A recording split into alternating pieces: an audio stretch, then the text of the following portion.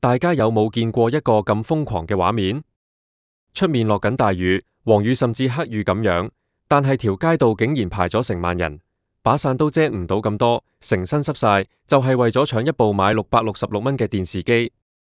你冇聽錯，真係666蚊，平到你以為自己睇錯。但係當呢一邊廂嘅市民喺街頭搶到頭崩額裂嘅時候，你抬頭望下上面，就喺街角嗰間星巴克嘅總部裏面，氣氛竟然完全相反，冷清到好似結咗冰咁。因為裏面正在進行緊一場安靜但係非常血腥嘅大裁員，即係大家俗稱嘅炒人。呢個世界就係咁魔幻，一邊喺度瘋狂消費搶平貨，另一邊就飯碗不保。而最令香港本地商界頭痛嘅，仲未係呢兩件事，而係內地嘅電商龍頭京東正式宣布帶住幾千億嘅補貼，大舉殺入灣仔。呢個消息一出，成個灣仔甚至全香港嘅零售業都震晒。好多開實體鋪嘅老細都欲哭無淚，因為佢哋發現自己每個月交緊幾十萬租金嘅黃金大鋪，依家竟然變成咗人哋網購平台嘅免費陳列室。啲客行入嚟，摸完部電視，試完件電器，睇完件衫，然後斯然拎部電話出嚟，掃一掃個條碼，直接喺京東落單，因為人哋有1000億補貼，平過你批發價。到底香港嘅實體經濟經歷緊啲乜嘢？點解會變成咁？今日同大家由頭到尾拆解呢個香港零售業嘅大變局。先講下嗰個街頭萬人冒雨搶電視嘅奇景。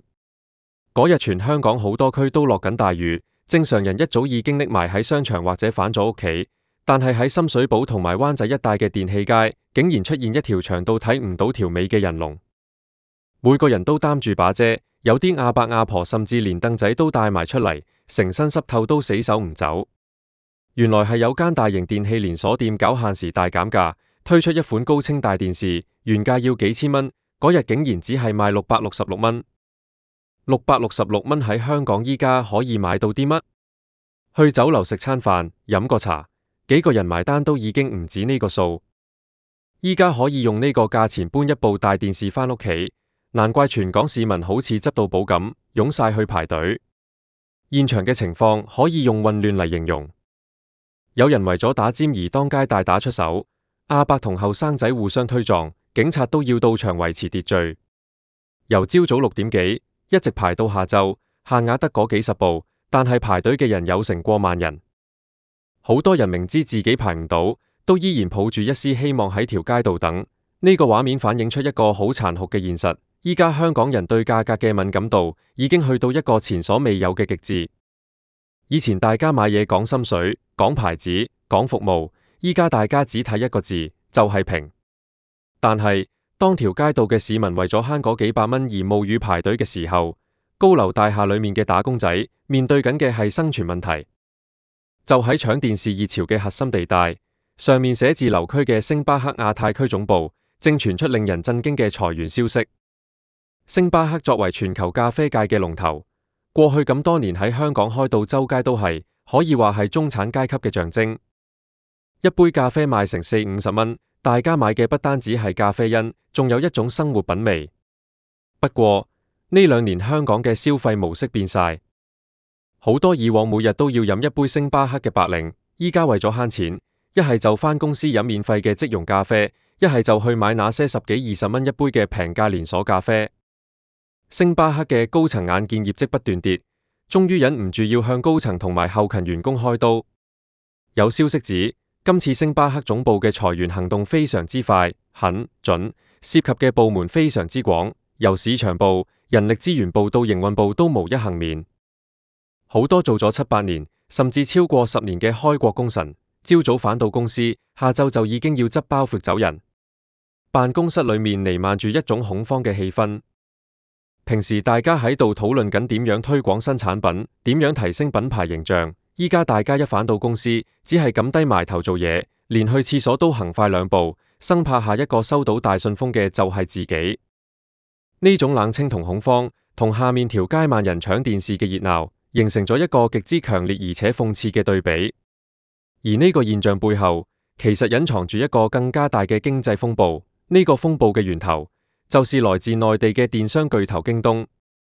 大家都知道，近年香港人好流行北上消費，或者直接喺內地嘅網購平台買嘢。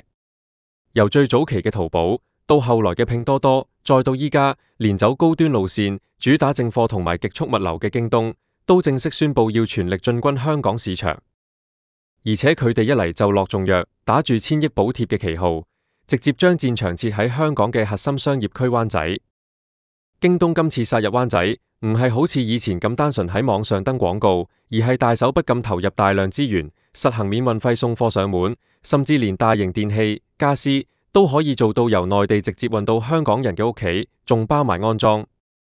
更加嚇人嘅係，佢哋推出咗專門針對香港用戶嘅補貼政策。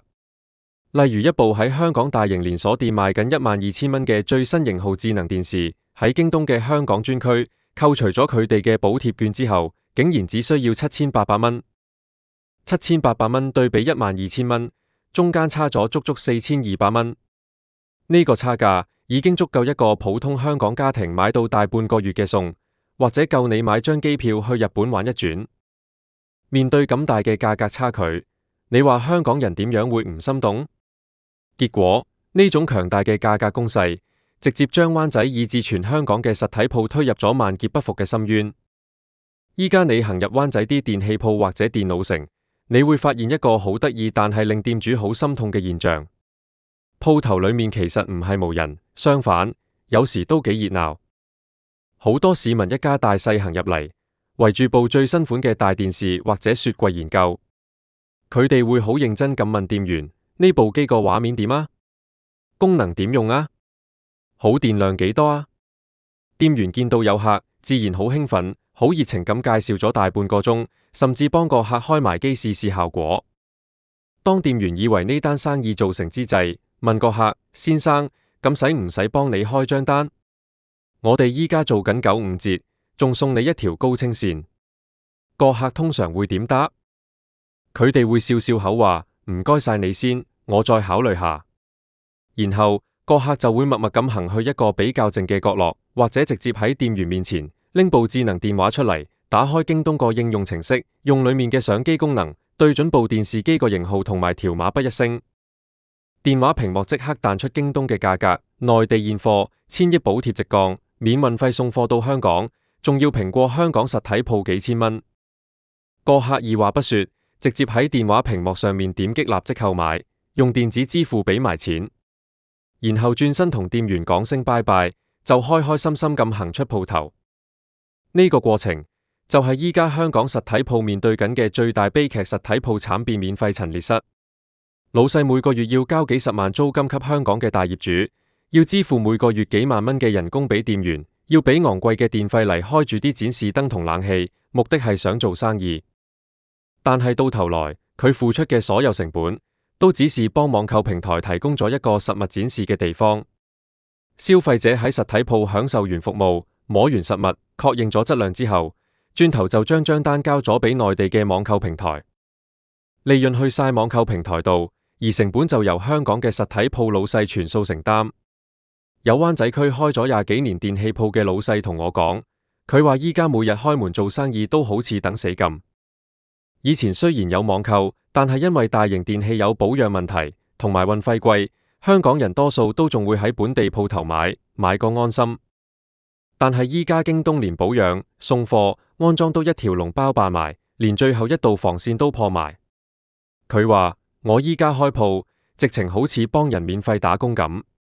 啲客入嚟試完部機，當住我面用電話掃條碼，我仲可以講啲乜？我總不能夠搶走佢部電話口瓜，但我又唔可能減價減到同網購平台一樣。如果我賣嗰個價，我連租都交唔起，直情係賣一部蝕一部。呢種無奈同絕望，正在成個香港零售業蔓延。由灣仔嘅電器鋪，到旺角嘅波鞋街，再到銅鑼灣嘅時裝店，無一幸免。大家都可以見到，依家條街道越來越多租約期滿、結業清貨嘅橫額。以前幾十萬一個月都搶住租嘅黃金鋪位，依家空置咗大半年都無人問津，只能夠租俾啲賣散貨、賣10蚊幾件雜貨嘅臨時特賣場。有人可能會問，通關之後唔係應該多咗遊客，本地經濟應該轉好咩？點解會搞成咁？呢度就涉及一個好深層次嘅消費心理同埋經濟結構轉變。首先，香港人嘅消費觀念喺過去呢幾年發生咗根本性嘅改變。經歷過前幾年嘅社會動盪，加上口罩時期嗰幾年，大家習慣咗留喺屋企網購。好多以前唔識用淘寶、唔識用網購嘅阿伯阿婆，喺嗰幾年時間裏面，都學識咗點樣用電話買嘢。當佢哋發現原來網購咁方便，而且價錢平咁多嘅時候，佢哋個消費習慣就已經反唔到轉頭。第二，就是香港本身嘅經營成本實在太高。香港嘅租金全球數一數二貴，雖然近年鋪租有所回落，但對比內地或者其他地方，依然係一個天文數字。再加上香港嘅人手短缺，人工成本高昂，老細如果要維持營運，就必須將呢啲租金同埋人工成本轉嫁落去商品嘅售價度。這就導致同一樣嘅產品喺香港實體鋪賣嘅價錢，必然會比網購平台高出一大截。以前網購物流未成熟，大家可能願意為咗即買即有或者售後服務而俾多呢筆日價。但係依家物流發達，內地發貨落香港，好多時2-3日就送到，甚至做到即日達。既然服務質量差唔多，速度又夠快，消費者自然就無理由再去當水魚，去幫實體鋪分擔昂貴嘅租金。而最諷刺嘅係，當香港本地消費者流失嘅同時，過嚟香港嘅遊客，佢哋嘅消費模式都變咗。以前內地遊客嚟香港係瘋狂爆買名牌、金飾、電器，因為當時香港有免稅優勢，而且正貨有保證。但係依家呢，內地本身嘅電商平台已經發展得非常成熟，名牌、電器喺國內買隨時仲平過香港，而且保養更方便。依家內地遊客嚟香港，不再是為咗購物，而是追求所謂嘅深度遊、打卡遊。佢哋會去堅尼地城海旁影下海景，去麥當勞到手裏拎住個麥當勞外賣打個卡，或者去中環嘅石板街影下相。佢哋喺香港嘅消費主要集中喺食一碗幾十蚊嘅細蓉雲吞麵，或者買一杯港式奶茶，好少會再去大裝小裝咁買電器、買名牌返上去。在呢種內憂外患嘅情況下，香港零售業嘅實體鋪可以話係腹背受敵。我哋再望反轉頭，星巴克總部嘅裁員事件，其實就係呢個大趨勢下嘅一個縮影。星巴克之所以要裁員，正是因為佢哋發現，即使作為行業龍頭，擁有強大嘅品牌效應，都無法抵擋消費者向高性價比轉移嘅大潮。當大家連買一杯咖啡都要計過度計，去選擇更平嘅替代品時，星巴克過去嗰套依靠高日價、高租金、黃金地段開鋪嘅商業模式就開始玩唔落去。連星巴克咁大個跨國集團都要縮皮，要爆炒人嚟保命，其他中小企、本地嘅小店生存空間有幾大，大家可想而知。今次京東帶住1000億補貼殺入灣仔，可以話係對香港實體零售業嘅致命一擊。這不單只是一場商業競爭，更是一場降維打擊。內地電商平台背靠嘅是全國強大嘅供應鏈、無比發達嘅物流網絡，以及無窮無盡嘅資本支持。佢哋可以用虧本嘅價錢嚟搶市場，用補貼嚟培養用戶嘅習慣。等到香港消費者完全習慣咗喺平台買嘢，本地嘅實體鋪亦都倒閉得七七八八嘅時候，成個市場嘅話語權就會完全落入呢啲電商巨頭手中。面對呢個避無可避嘅巨浪，香港嘅實體鋪老細到底可以點做？有人選擇順應潮流，自己都轉型做網店，或者縮減實體鋪嘅規模，將大鋪換成細鋪，甚至搬去樓上鋪，盡量減低租金成本。亦有人選擇做啲網購無法取代嘅行業，例如體驗式嘅消費、即整即食嘅餐飲，或者需要專業人手即場調教嘅服務。但係對於絕大多數傳統嘅零售鋪頭嚟講，轉型講就容易，做就非常困難。一個賣咗幾十年電器嘅老細，你叫佢依家去學點樣做直播帶貨，點樣做網絡營銷，點樣優化網頁SEO，真係談何容易。好多老細最後嘅選擇，只能夠是默默等合約期滿，然後無奈結業，將鋪頭交還俾大業主。呢個轉變對於香港成個城市嘅面貌都會帶來深遠嘅影響。以前香港被譽為購物天堂，周街都係燈火通明嘅鋪頭，五光十色嘅霓虹燈，行到邊都有嘢買。但係如果未來實體鋪繼續萎縮，條街只剩下免費陳列室或者一間間空置嘅鋪位，咁香港仲憑乜嘢去吸引遊客？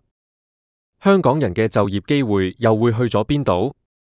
當大雨中嘅萬人依然喺條街度為咗部666蚊嘅電視機而排隊嘅時候，佢哋可能冇諗到自己手上張單，或者自己為咗慳錢而做出的選擇，正在悄悄咁改變緊呢座城市嘅命運。而高樓大廈裏面被裁員嘅打工仔，同埋喺鋪頭裏面看着客人掃條碼嘅老細，佢哋嘅無奈同嘆息，正是呢個大時代轉型期中最真實、最令人心酸嘅寫照。呢場由1000億補貼引發嘅零售風暴，依家先至剛剛開始。